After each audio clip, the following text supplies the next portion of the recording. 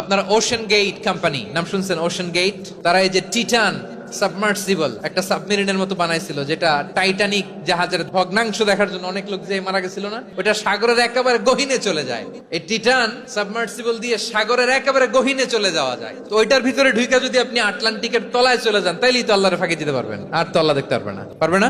সাগরের অতল গহ্বরে চলে গেল, পাহাড়ের সুরঙ্গের ভেতরে ঢুকে গেল, মহাকাশ স্টেশন পাড়ি দিয়ে মঙ্গলে পাড়ি জমালেও আমার আল্লাহর চোখ কঠিন কালেও ফাঁকি দেয়া যাবে।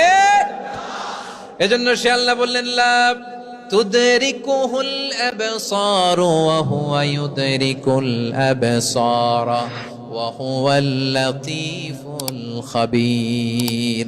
আমার আল্লাহ দৃষ্টির আয়ত্তে নন, কিন্তু দুনিয়ার সব দৃষ্টি আমার আল্লাহর আয়ত্তে, ঠিক কিনা? সূক্ষ্মদর্শী, সূক্ষ্ম থেকে সূক্ষ্ম পাপ কাজ যেভাবে যেমনটি করেন সব দেখেন। মুখে না বললে অন্তরেও চিন্তা করলো, অন্তরে চিন্তার উদ্রেক ঘটেছে, ওইটা তো কেউ জানে না, কিন্তু জানেন কে? এভাবে যিনি সূক্ষ্মভাবে মনিটর করেন, ওভারসি করেন, অবজারভেশন করেন, তার নাম হচ্ছে আল মুহাইমিন, পর্যবেক্ষক। আসুন আমাদের রবকে চিনি। বারুয়াখালীর ভাইরা চিনতেছেন?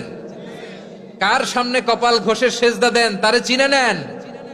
কার সামনে ফরিয়াদের দুই হাত উঠে কাঁদেন, দুই হাত তুলে রোনাজারি করেন, তাকে জেনে নেন।